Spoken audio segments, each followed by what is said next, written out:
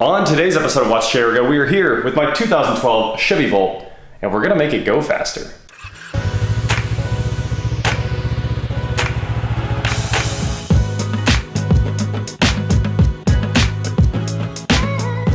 What is going on, guys? I'm Watch Chair Go, and like I said, today we're here with my 2012 Chevy Volt that's been sitting in the garage on the charger for quite a while. And I haven't been driving it for a long time because I've had a bunch of good cars that I've just drove a lot. So like the Volvo and the Kia and the truck have really let me neglect this thing. It's just been sitting in here and it just went out of warranty. Actually, kind of towards the beginning of this year, it went out of warranty. Of course, Volts have an 8-year, 100,000 mile powertrain warranty, which was amazing. Everything that ever broke on this car has been taken care of by GM. I've never really had to do any work. We did the GDI intake cleaning a while back and changed the oil, put tires on it. That's it. This car has been amazing, dead reliable. I love it, but now that it's out of warranty, we can tune it. I've got HP tuners sitting over here and I was thinking, you know, I've seen a mythical picture of one of these going 121 miles an hour.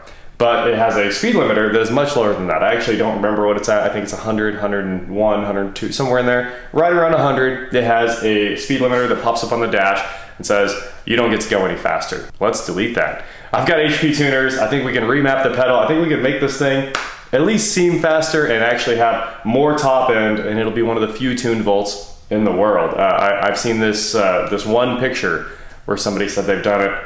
Hopefully we can make it happen today. Hopefully we can make this Volt go a lot faster. Now I'm getting the Volt all charged up, but before we talk about world records and trying to tune this thing, we gotta talk about what gets me charged up in the morning. Our sponsor, Trade Coffee. Thanks to Trade Coffee for sponsoring today's video. With Trade, you can discover new coffees from the nation's top roasters. Trade will match you to your own personal selection of coffees and conveniently deliver it to your doorstep. So if you're tired of going to the grocery store and trying to find some new coffee and then grind it at the grocery store and go through all that, Trade has the answer for you. Step 1, take their quick quiz online. Tell Trade how you like your coffee, whether you want it whole, ground, light, dark, just things that you're into, and they will automatically curate a selection of coffees for you. Step 2, get your coffee delivered directly to your doorstep. As you can see here, I have the Atomic House Blend, the Flatlander, and Carmela's. Those were chosen for me based on me liking lighter coffees and pre-ground coffee, and they gave me a little selection of coffees to choose from after I did the quiz, and here they are. Step 3, rate and repeat. Hop back on Trade's website after you try your coffees, tell them how you like them, if you want more of a specific coffee or if you want to change it up, and they will curate new matches just for you. So click the link below for 30% off your first bag, and free shipping is included. Once again, huge thank you to Trade Coffee for sponsoring this video. The Volt should be all charged up, so let's get back out in the garage and try to set a world record.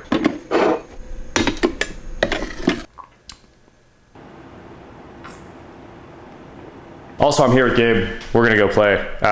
We're gonna go make a test pass because we gotta have baseline data, of course. So I was gonna use HP Tuner's Track Addict, but the Draggy was here in charge, so we're gonna use the Draggy, make sure we have exact numbers on how fast this car is. I think, you know, even though it feels really fast, it kind of has like a little bit of the Tesla feel. It's not. I think the 0 to 60 is almost 10. It's really slow in reality, but it always feels like a monster. And I think a lot of that's also the torque management below 30. I hear there's a bunch of torque management. So maybe we can find that and dial it out a little bit. And you know, it's really just about watching that angry ball. That ball is awesome. Angry. Yeah, it's like all the way up. Back in my home. Love this car. System on. All right, let's do this. It's time for our baseline run, and I guess traction off. All right, you ready? You ready for this monster? I'm all about that bass. It's wide open throttle. It just goes straight. Not even doing anything. Yeah. Wow, the G's. Feel the actual G's. There are actually some decent G's in here. It's really not that bad. No, it's not. I mean, it's kind of a paradigm, really. You know you're going slower than the G's feel. Yes. I think we're out of room. I know once you go over the hill, you're about out. We did not hit the limiter because we did not have enough road. We need to go farther out in the country and find even more road. This was, unfortunately, a pretty good run, but just way too short. I know that this road's like perfectly flat, so the Draggy always verifies the run. So that's kind of the key. There's just a little downhill at the end, but you're already out at the end. Quarter mile in 17.4, 0 to 60, like I thought, very slow, 956. Very slow. 0 to 30, not terrible, at 354. And we did a full half mile. I think we may have been like way out in the half, but it was 27 seconds. Pretty funny. 60. What a monster of a car. I like how we're losing all of our battery like instantaneously. Yes. That's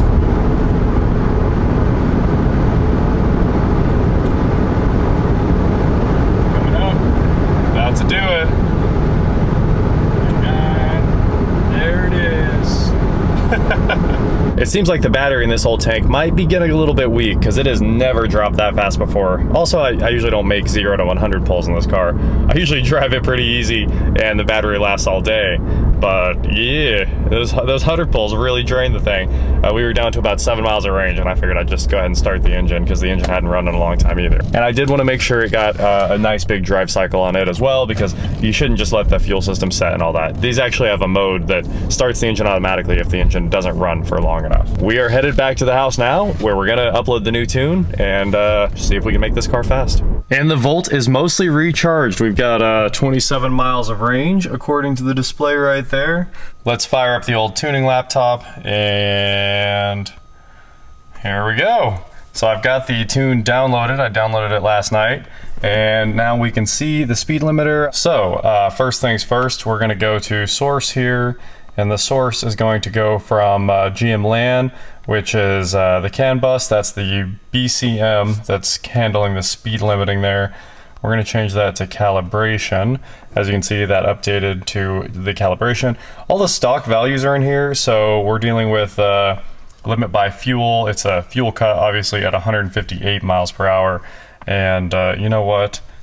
Fuel delivery, I think you can actually set this to a maximum of right about there. It could never hit that value, so I am pretty down with that value. 318 miles per hour. Okay, that is all the change we needed right there. Speed limit 2, which I don't really think we need to change that, but I guess we could go ahead and modify that to 318 and 318. Oop, tab. Come on, let me change that, 318. Okay, modified both of the speed limit charts there as well. Okay, everything looks pretty good in here. And now let's go over to the engine management here and torque management. Obviously the torque management down low, that's where it pulls a lot of the power, and max torque, peak torque. Interesting, the peak torque chart here maybe where all the actual magic is happening. I'm gonna have to go through this and see if I can figure out where the pedal mapping is. Oh wow, there's a map for sport. I see, so you can change the maps for each of the drive modes it has.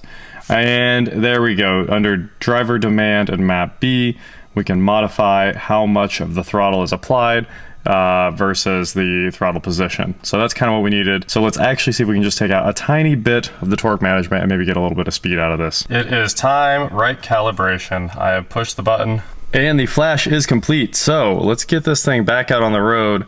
The tune file has changed. Do you want to save the changes? Yes. And maybe it'll be faster. I'm hoping that 0 to 60. If we pick up a 10th, I'd be happy, because there's nothing you can really do to this car except pull a little torque management. So let's see what happens. And now it's time. You rolling the data log?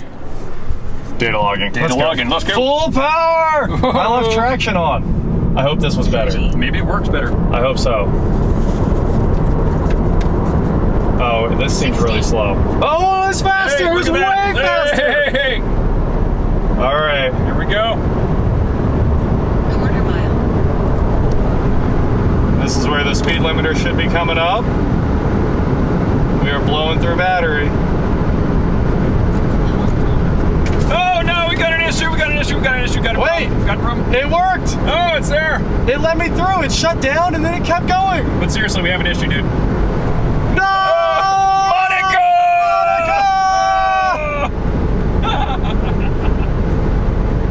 I think 121 is the absolute record for a Volt top speed. Come on, girl. Come on, girl. It's flat on the floor, dude. Come on, come on, come on, come on, come on. 120.